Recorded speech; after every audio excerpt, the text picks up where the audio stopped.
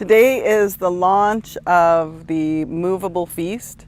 So after the devastating fire of last year, we had to continue our work because that's what made the most sense to us. Even though our managing producer was one of the people that lost their homes, we just felt like that the work was something that could hold us. And so we continued on the work, and we decided to develop this tour that is called the Moveable Feast, where we go to our neighboring nations, to the Lekwungen territory, and we provide events for them, produce events with them, and also as a way to support them and to feel that support from those communities as well.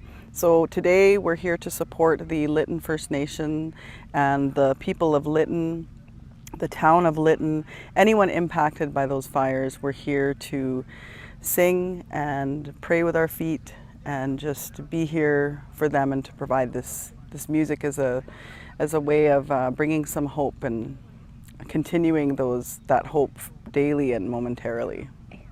Today we have our beautiful elder Sharon Spinks doing our welcome. We have Echo Alec, who is actually from the Lekwungen people here.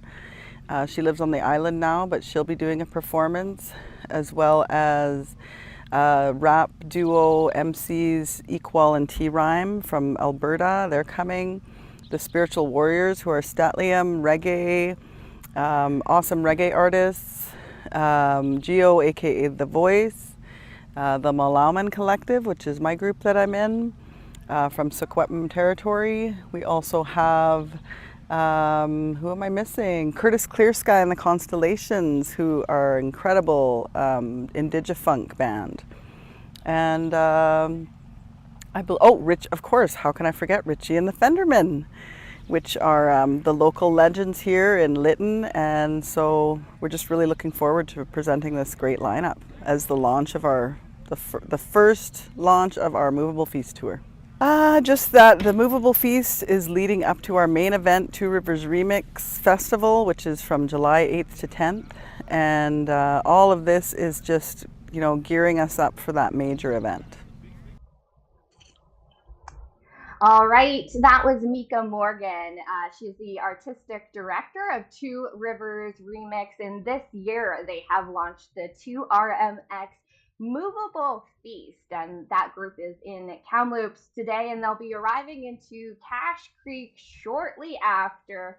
And they'll have a whole weekend of workshops and musical performances in Cache Creek. And Joey Onley, our newest addition to Valley TV News. He's been helping us out for the past few weeks, and it's been so great to have him. He was able to catch up with Meeka Morgan, and we're going to listen to that interview in just a bit. But first, let's chat with Joey. How are you doing today? I'm doing wonderfully. The weather in Wells is not raining for a few minutes, so it's just wonderful up here in the mountains. So beautiful. All right, we've got we've got the little. There we go. I'm gonna pull you up here. There we go. There he is. All right. That's So, me. hi. So, how was the weather out in Wells today? For once, it's not raining, although I don't think that's going to last very long. And tomorrow, Thursday, the 7th of July, we're looking at an incredible dump of rain here in Wells and some more on Friday. So, short break from the bitterly wet weather for us. Yeah, I saw that it was supposed to be kind of sunny and cloudy this weekend over here in Cache Creek. Looking forward to this weekend to be able to check out some musical performances. So I understand that you actually know Meeka. Maybe we can tell the audience a little bit about who Joey is and a bit of your musical background as well. Well, I'm sure quite a few of you people in Ashcroft will already have known me and Cache Creek from Interior Weather and Wilderness Watchers, and of course my band, the Joey On the Outlaw Band, which the Ashcroft Opera House. We were the last band, along with the Genghis Gandhis. That was Mika's husband, Rob Hall's band for many years. So uh, played at the tea shop there. Been in Ashcroft a lot of times, so I'm definitely no stranger to the town.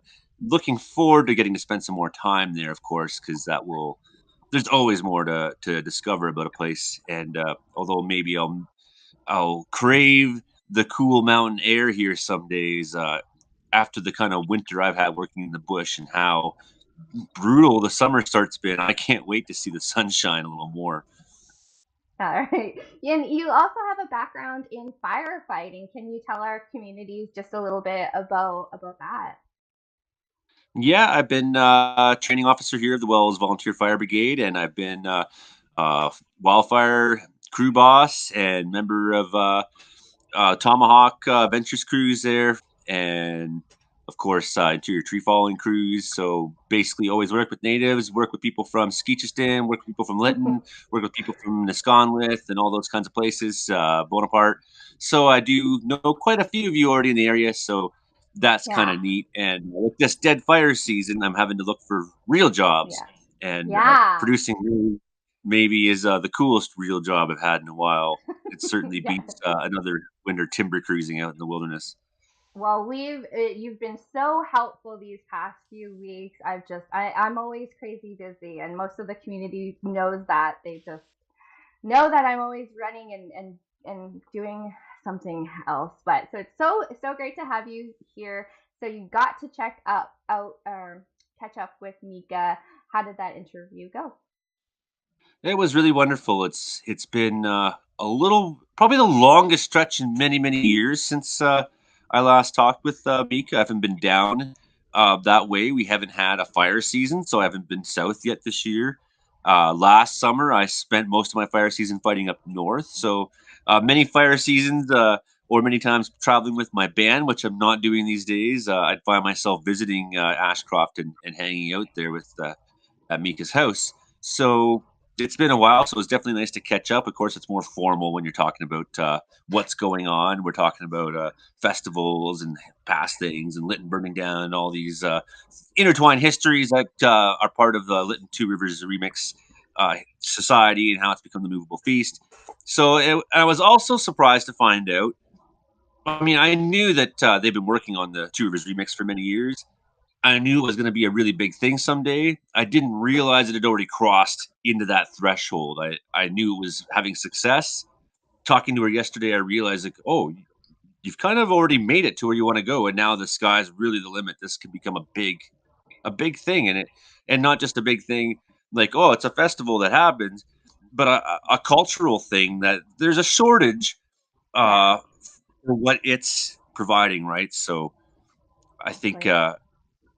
its place in for many years to come as a community building adventure, I think is profoundly ready to happen. All right, Joy. Well, it's been great chatting with you, and we look forward to welcoming you into our community soon. We're going to go check out this interview now with Meeka Morgan of Two Rivers Remix. Thanks so much for watching. Yeah, so Kamloops to Secwepemc is our third, let's see, fourth tour stop in the Movable Feast. So we started Two Rivers Remix in 2018, went on to 2019 live again. It was incredible experience for all, not just Indigenous people, but all people. We noticed it was very healing experience for especially survivors and just women, family friendly, LGBTQ. We noticed it was a place where people really felt valued and accepted and loved. And we really wanted to just continue that feeling and vibration. Of course, the pandemic hit. We decided to go virtual, which led to like a massive learning curve and way more programming. Our workload probably went up like 500% once the pandemic came, which is very strange. And we started doing that, and then we heard about the 215 plus that were found in, well, rediscovered in Kamloops at the Kamloops Residential School, which is a huge blow across Turtle Island, especially to many of our people who that is in the Secwepemc Nation, which I am a part of. My father went to the St. Joseph's Mission in Williams Lake. Um, Once that happened, we were all in pretty intense states of grief, but then the fire took out our whole community in literally like 15 minutes to half an hour. Our managing producer, his home was raised, our office was raised, our $100,000 of new equipment that we'd only used once. We had had a live stream recorded at near Boston Bar 4 days before, and it was 46 degrees. We realized that we were having a live show on the hottest day on earth. We were wondering what the heck we were doing, but we were just trying to keep things happening throughout the pandemic. So once the fire hit, it was a huge blow. Our work almost totally stopped for a month. And then we decided that we had to press on because it just seemed worse for us not to. That this was a way that we could keep community and people connected, but also continue to be concerned and bring awareness, especially about climate change and how it affects not just our people, but all people.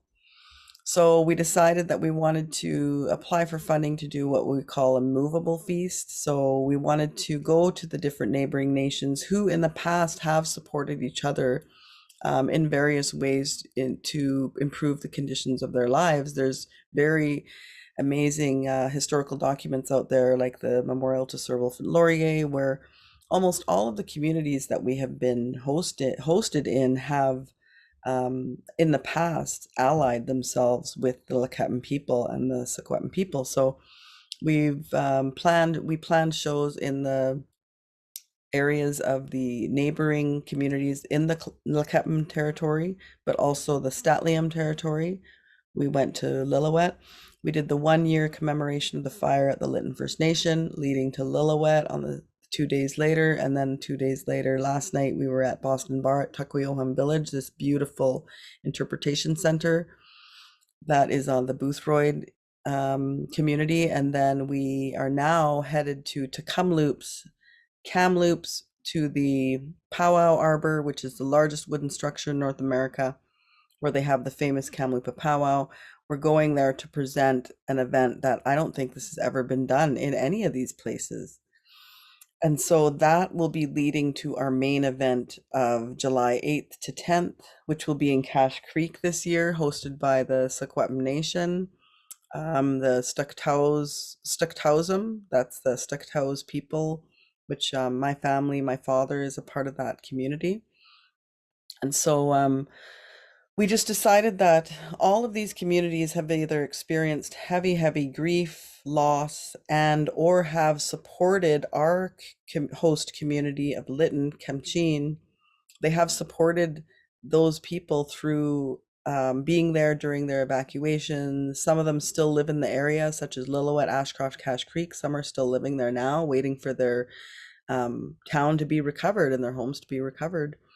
So we thought what we can do as a reciprocal exchange of that support is raise funds throughout the year to create this movable feast and to bring it to these small rural areas that are really amazing places, beautiful parts of our territory, as a way to give back on our end to Rivers Remix, but also to show our support, and then to create these spaces where all people can bear witness to the huge, massive spectrum of Indigenous stories that are out there. We even have international Indigenous that are being represented this year. There's a group from Aotearoa, New Zealand, that came in 2019 that we developed a very strong bond with, and they've come back and they've said it feels so special for them to be back.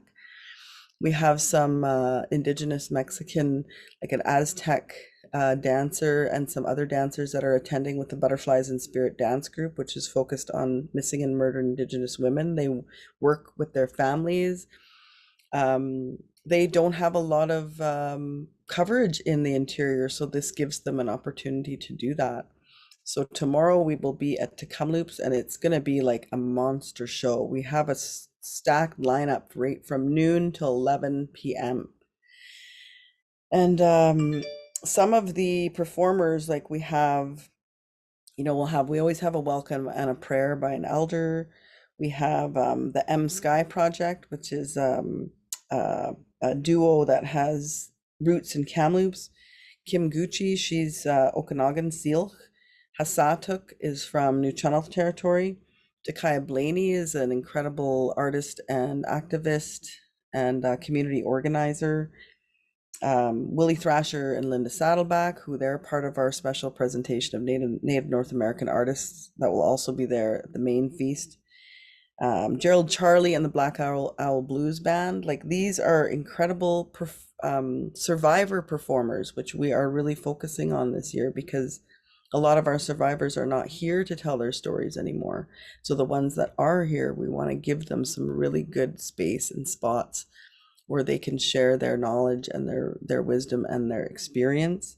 We've got the Spiritual Warriors, which is a Statlium reggae band. They do a lot of their own traditional songs, but in reggae, in the reggae style. George Leach, who's Statlium. Logan Stats, who's from Mohawk territory, but he spent a lot of time up in the Wet'suwet'en as well. Then we got locals like Levi D, Geo, Kiva MH, my band, the Malaman Collective. We've got Aaliyah, who's Stolo, Echo Alec, who's also doing tattoo medicine, hand poke tattoo medicine workshops.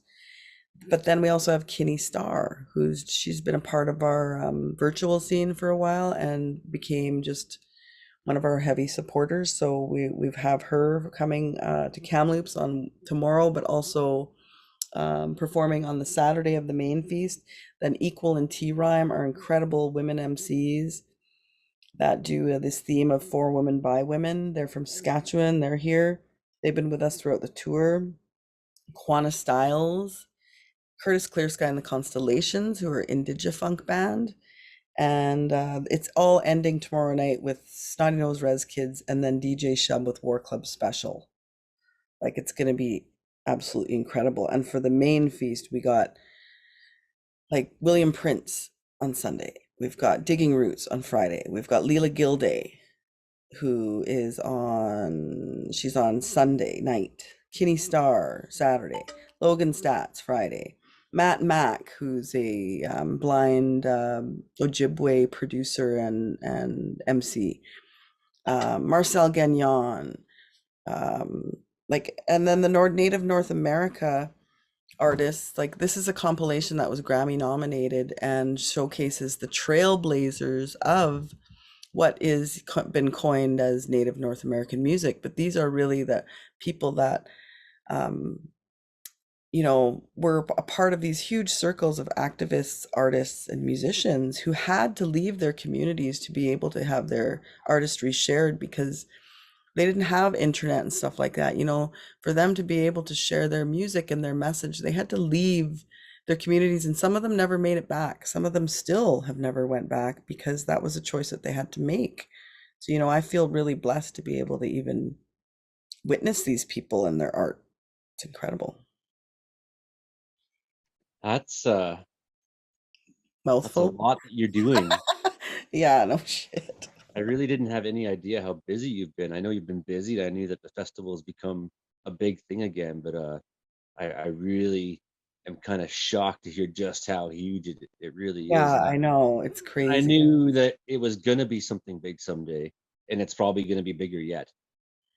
Well, we're learning a lot because I'm doing a lot of different jobs. It's been a huge learning curve, and we have a very small skeleton crew of people that are doing this work, and we have an amazing production crew that is just everyone has each other's backs. So we're helping each other, but it takes a lot of work. It's pretty strenuous. Sometimes we have 20-hour days. This last week has been like even our off days are still on days, and like I don't know, my eyes probably look really puffy because I haven't really gotten much sleep. And even in my sleep, I work. Like I wake up thinking about details and things or dream about it. And it's like, we'll definitely need a break after this. But the one thing I feel like I was feeling about yesterday, because everyone was calling it the monster show tomorrow. And I feel like we have to suffer a little bit for those children that suffered, that were found there. And that's our way of giving that energy back, and maybe it can help in their release to where they need to go back to their families. And if we have to suffer a little bit to be able to bring the people together, then is it really suffering? I don't feel like it is. It's just what hard work sometimes, is. yeah, sometimes like when things are happening in a really concentrated time, sometimes it seems like time stretches for you. or your energy stretches for you and expands in order to be able to do it. And it reminds me of making medicine when, you do all this work to get the medicine created, and then you cook it down even more and cook it down even more so that it's really, really concentrated. And I feel like that's what we're doing. Like that reminds me of what we're doing. Every time we've stopped at a community, we're always freaking out because we don't quite know. Like nothing's perfect. There's always things that happen, right? But I think as long as you have each other's backs where you're going to be like, hey, we're going to be okay and we're going to make this work, it all works out. And every single event so far has been so incredible. Like we had some young people that we had worked with in the past that came up to me and said, what you guys brought was so healing and so important and just made them feel so good. I mean, when you hear that, and then when you see all these intergenerations feeling so happy and free that they can dance, they could sing, because we've also been doing, the Malama Collective has been doing a workshop at these events where we invite people to lay tracks down or sing or something. And we already have a song created from yesterday's event. So, when you see things and are able to witness things like that, it makes all the work worthwhile. And we know that the work is what is holding us up and nurturing us throughout the way. It's uplifting us. So we're grateful. Dana is messaging me right now. Do you have plans this upcoming weekend? My ex-wife does. She's going to go down to the festival and see you. I'm going to have the Yes. kids, so I'm probably going to be here, I think. But Well, it is kid friendly. It's family friendly, and there is a kids park right on the oh, do you want to get the phone? You can. no, I do not. Um, I want Josh to there's get a it from the kids outside the park house. literally at the venue. There's a kids park. It's So it's the I know. it's the I kid know. it's the travel for me that isn't necessarily kid friendly, and Yeah, I still get it. quite broke. But I get it. it is But you know what? It's all live soon I'm stream. going to be probably living in Cache Creek, and it'll be really hard to find an excuse not to be at events like that. The one thing too I want to mention is that we have been live streaming since the pandemic, and now we just live stream our entire events because we have this big online following of people that are either, they can't make it, they can't travel, or they still aren't comfortable with it, or what have you, but it keeps them connected too. And so we've developed this whole crew of Indigenous camera crews, and been mentoring youth, and we've also been mentoring youth in sound. And so that's a big part of our projects too, is that we're always trying to find people who are keen, that want to learn more about this. And it's a lot of work they're realizing, but even they're super stoked to be there. So when the kids think it's cool, that it's probably pretty cool. And it's something I often say, it's important to develop talent, Yeah. right? And the people are right there, and some of them already have the ability. But yeah, if it wasn't for the fact that I have a truck that cost me about $300 to drive anywhere right now, I probably would be seeing you Brutal. this weekend. Yeah, it's good to talk to you. How can people find more information on Two Rivers Remix Society, on what's happening tomorrow? Well, you can go to tworiversremix.ca, 2rmx.ca. You can go to our Facebook page. That's probably the best one. Two Rivers Remix Society Facebook page. That's where we'll also have our live feed. It has all of the posters of all of the events, the lineup, everything. Yeah, it's probably the best way. They're right there. Well, thank you so much for talking with me. I know Dana is going to be there, and I know members of my family will be there, and they could find me there. You never know. You I've never been know. I've been getting really tired of this mountain weather.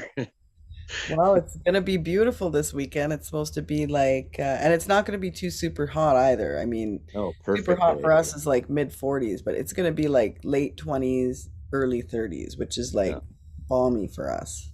Oh, you're going to be very lucky with wonderfully, perfectly balanced weather this weekend. Hey, that's what I want to hear. And maybe a few thunderstorms in the region. Keep Yeah, your and eye. our crew can't wait because we've been doing setup takedown daily. So for them to be able to set up and not have to take down for 3 days, they're just like, oh my God, they can't wait to get to the home stretch. Yeah, you're almost there. All right, Hmm. you have a great weekend, and we'll talk to you soon, Meeka. Okay, thanks, Joey. Take All care. right. Love you. Love you too. Bye